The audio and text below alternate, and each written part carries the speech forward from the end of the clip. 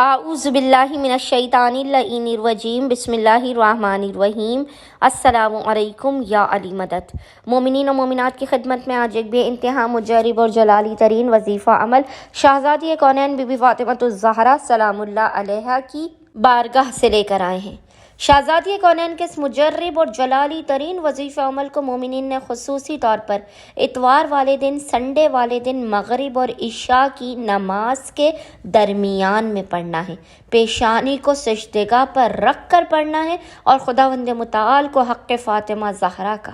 فاطمہ زہرا کی ٹوٹی ہوئی پسلیوں کا، شکستہ پہلو کا واسطہ دے کر، بی بی پر ڈھائے جانے والے مصائب کا واسطہ دے کر اپنی حاجات کو طلب کرنے، مشکلات کے خاتمے کی دعا کرنی ہے، رزق میں برکت کی، بہترین نصیب و مقدر کی، بیٹیوں کے بہترین نصیب کی، اولاد کے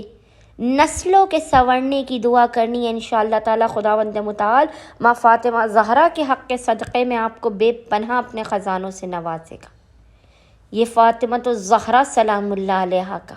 اس بی بی کا اسم اعظم وظیفہ عمل ہے کہ جس کا نام ہی قبولیت دعا کے لیے، قبولیت حاجات کے لیے کافی ہے۔ بس مومنین نے خصوصی طور پر اتوار والے دن، سنڈے والے دن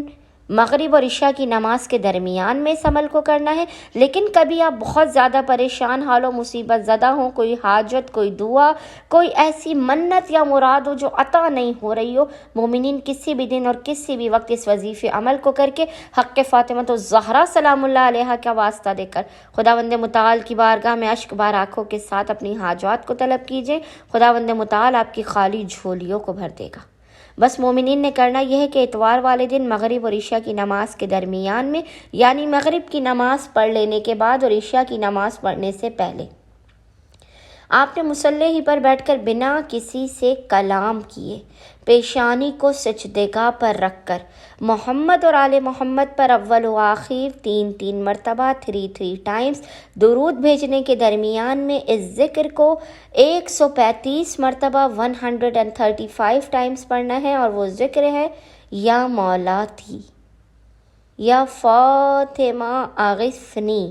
یا مولاتی، یا فاطمہ اغثنی، اور خداوند متعال کو حالت سجدہ ہی میں 135 مرتبہ اس ذکر کو 135 ٹائمز اس ذکر کو پڑھ کے حالت سجدہ ہی میں پیشانی کو سجدگاہ پر رکھ کر شکستہ پہلو زہرا کا، مصائب کے، بی بی پہ ڈھائے جانے والے مصائب کا واسطہ دے کر، بی بی کی ٹوٹی ہوئی پسلیوں کا واسطہ دے کر اپنی حاجات کو طلب کرنا، مشکلات کے خاتمے کے، رزق میں برکت کی، بہترین مقدر کی، یہاں تک کہ نسلوں کے سنورنے کی دعا کرنی ہے۔ انشاءاللہ تعالی خداوند متعال آپ کو ان جگہوں سے، ان راستوں سے، آپ کے مقام سے ہٹنے سے پہلے، اس وظیفے اور عمل کے مکمل ہونے سے پہلے عطا کر دے گا کہ مومنین تا حیات ہمیں اپنی دعاؤں میں یاد رکھیں گے۔ اللہم صلی علی محمد و آل محمد و عجل فرجہم اجمعین۔